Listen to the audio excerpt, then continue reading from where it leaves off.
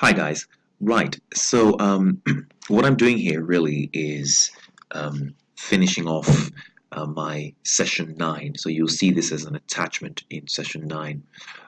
Just because I was going through a number of questions on just material variances, price and usage, labor variances, um, rate and usage, or rate and efficiency, and I never quite got a chance to close out with fixed overhead variances. I'm going to come back and look at this in revision anyway, but I thought I'd make a separate video, of course, so that you could actually look at what was going on. This was looking at fixed overhead variances, and this is the example I'm going to use to try and explain um, exactly what's happening here. I'm going to make this in two parts. But the first part is just looking, if you like, at fixed overhead variances. And really what we have here is trying to kind of analyze a little bit of what's going on with fixed overheads. I'm making a video because, first of all, the truth is we really shouldn't be flexing fixed overheads in reality. I mean, it's a fixed overhead. There is no relationship really between fixed overhead and volume. But what we're doing is to kind of investigate, if you like, why we're having or how well we used that space or how well we used that capacity, less actual variance. So there is one real variance, and that's the first one we're going to look at. But let's talk about what's going on here. So these people have a budgeted fixed overhead, if you like, which is £50,000. So this could be rent, maybe. And they intend to use this space, if you like, to make 10,000 units. And in this space, you have a capacity, if you like. When I say capacity, labor hours, people available, 20,000. So you believe that you've gone out there and you've rented a space for £50,000 because you believe you're going to be making 10,000 units in that space, and you will use labor. You will have labor activity, if you like, of 20,000 labor hours. Well, what actually happens, if you like, I'm just trying to see if I can change my pen color. What actually happens here is that you have 8,000 units made in the end, and this took 17,000 labor hours.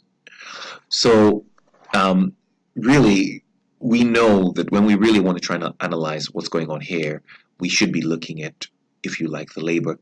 Why has this happened? What we're really trying to investigate is, was space part of that? Did space contribute to that? Well, what actually happens is that our actual fixed overheads were 52,000.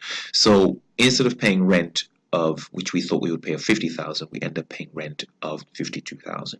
So like I said earlier on, the only real overhead variance here, really and truly, is what we call the fixed overhead expenditure variance.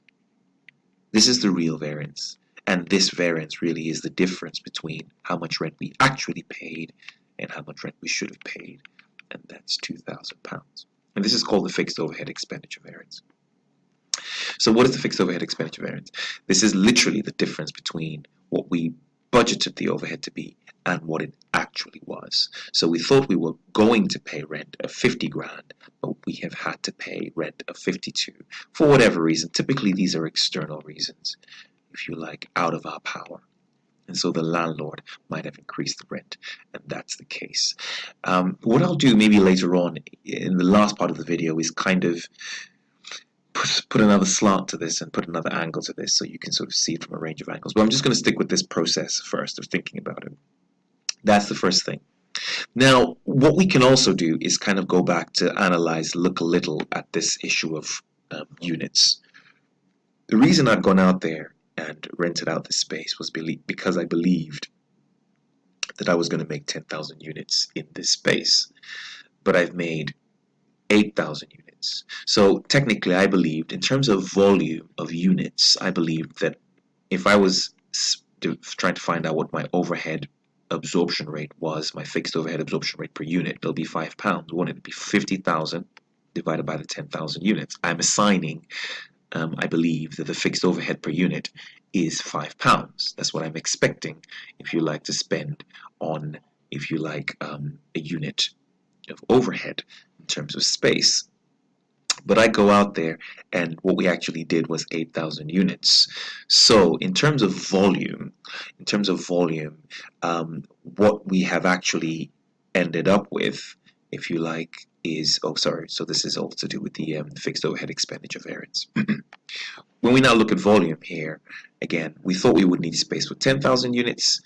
And so, if you like, this has brought us to this, like what you saw me doing earlier on, 50,000 over 10,000 at £5, if you like, per unit. And that's what this has brought me to. It's brought me to a fixed overhead of £5 per unit. So, well, like I said, how many units did we actually make? We went out there to get space for 10,000 units, and we made 8,000 units. So in effect, really what happened was the 2,000 units less came out of the factory, even though we rented space for 10,000 units. So we can look at that. We can look at that difference, if you like, but that in itself has not caused the increase in the rent that was external, but at least we can look at it, we can analyze it, and we can come back and say maybe we need to look for somewhere smaller, that maybe we don't need as much space as we think we do. Because in effect, therefore, if the budgeted units were 10,000 units and we actually made, we have a variance of 2,000 units. So in effect, we have, if you like, an adverse variance, because we had made space, or we had hired space for 10,000 units but only made 8,000 units. So we have an adverse variance of £10,000. So this is our volume variance, straightforward volume variance, right, of £10,000. And this is, again, you can see I keep highlighting this idea of volume. It's about the volume, the number of units, the space itself. And what we will do in the next video is to go ahead and break this up and break this volume variance, because the question here is, the next question really that we want to ask ourselves fundamentally is, why did fewer or more items come out of the factory? You can see we're just trying to investigate a bit more. So this is moving us into kind of efficiency variances. So there are two reasons. Either, well, our workers worked, well, typically, and we're aiming to find out, either worked more or less efficiently, if you like. So either they worked faster or they worked slower, or they worked for more or less hours than we expected them to work. So, and because remember, we had budgeted that they would work, we had a budget of 20,000 hours.